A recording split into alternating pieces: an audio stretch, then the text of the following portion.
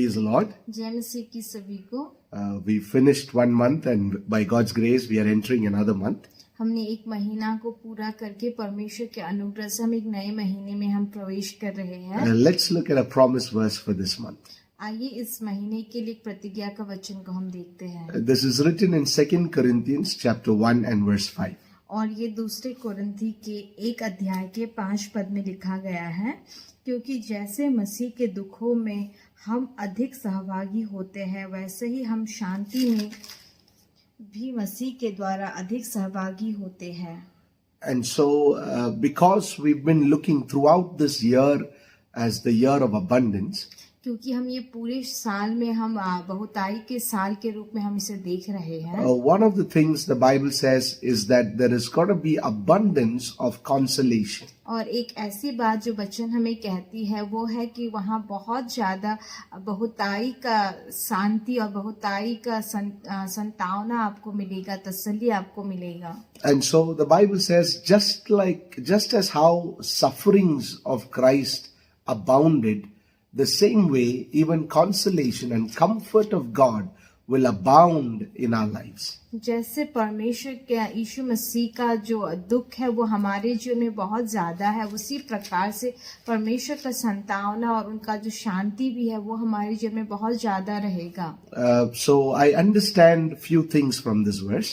और इस वचन से मैं थोड़ी बातों को समझ पाता हूँ। One, there are sufferings that do come. और एक जो ऐसी बात है कि इस दुनिया में जो है वो दुख तो आएंगे। In every person's life there is some kind of suffering. और हर व्यक्ति के जीवन में कोई ना कोई प्रकार का दुख या दर्द वो तो है। But then we are not called to go through all kinds of suffering. पर परमेश्वर ने हमें सब प्रकार के दुखों से होके गुजरने के लिए नहीं बुलाया है। But there is a suffering for Christ or for the sake of the gospel. पर वहाँ एक ऐसे भी दुख है, कष्ट है जो हमें सुसमाचार के लिए या यीशु मसीह के लिए सहना पड़ता है। Because you want to live a godly life, there are some persecutions that happen for righteousness' sake. और क्योंकि आपको एक धर्मी जीवन जीना है और धार्मिकता के लिए आपको बहुत बार सताया जाता है। And that kind of suffering is what is spoken here. और उस प्रकार के दुख के बारे में यहाँ कहा गया है। That for doing right, if you suffered. और सही बात करने के लिए यदि आपको दुख झेलना पड़ा तो। Because you spoke the truth and because and for the sake of gospel you suffered.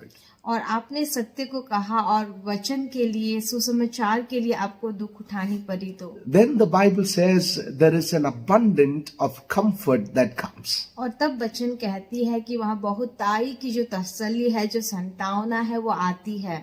Now Joseph went through a lot of problems. और यूसुफ जो है उसको बहुत सी समस्याओं से होके गुजरना पड़ा। But then God lifted him up and blessed him in such a way that he was comforted of all the troubles that he went through. पर परमेश्वर ने उसे इस प्रकार से उठाया और इस प्रकार से आशीष दिया कि जो भी दुख और समस्या जो उसने झेली उस सभी बातों से उसे संतावना मिली। And so I call this a blessed proportion.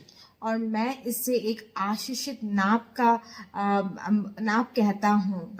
It's almost like God has a scale in his hands. और ऐसा है कि परमेश्वर के हाथ में एक जो है वो तोलने वाला एक मशीन उनके हाथों में है जहाँ तोला जाता है। And one side there is a lot of suffering in that. और एक तरफ बहुत ज्यादा समस्या और दुख है। And how many ever kgs of suffering you went through, God says now double fold, I'm going to bless you. और जितना आपको दुख जितना झेलना पड़ा, जितना केजी दुख आपको झेलना पड़ा, परमेश्वर कहता है कि उससे दुगना मैं तुम्हें आशीष दूंगा। And that's why the Bible says this is a comfort that aboundeth by Christ. और उसीलिए वचन कहती है कि ये इस प्रकार का एक संतावना है जो यीशु मसीह के द्वारा बना रहा। And so it's not the trouble that blesses you. और ये वो नहीं है कि समस्या आपको आशीष देती है, but it is Christ who blesses you. पर वो यीशु मसीह है जो आपको आशीष देते हैं। It also means that suffering is not the foundation or a proof that you're a believer. और इसका ये अर्थ है कि जो कष्ट है या दुख है वो इससे नहीं दर्शाते हैं कि आप एक विश्वासी हैं, But for the sake of Christ and by Christ. That means Christ is the foundation. Christ is the proof that you're a believer. और यीशु मसीह के द्वारा और यीशु मसीह से ही और यीशु मसीह ही वो जड़ है जो बताता है कि आप एक विश्वासी हो. Some people think because they go through a lot of trouble, that is the proof that they are believers. और बहुत से लोग ऐसा भी सोचते हैं कि क्योंकि उनको बहुत से समस्याओं से होके गुजरना पड़ता है, उसीलिए वो एक अच्छे विश्वासी है बोल के वो सोचते हैं. But that's not what the Bible says. और वचन ऐसा नहीं कहता. Christ is your proof. और यीशु मसीह जो है वो आपका प्रूफ है. And so this is what I'm trying to say. और मैं कहने की ये कोशिश कर रहा हूँ. Just like how much you suffered for Christ, by Christ himself, God himself is involved in order to comfort you and bless you. और जिस प्रकार से आप यीशु मसीह के लिए जितना सताए गए हैं, उसी प्रकार से यीशु मसीह ही वहाँ इन्वॉल्व है, वही आपको उतना आशीष देना चाहते हैं.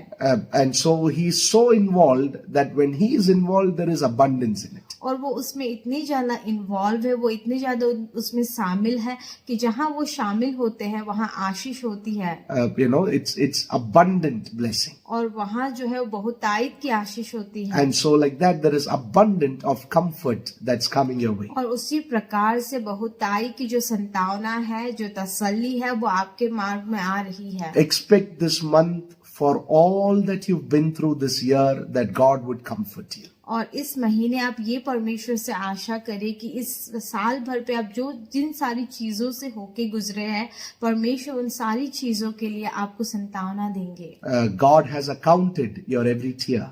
और परमेश्वर ने आपके सारे आंसुओं को गिन के रखा है.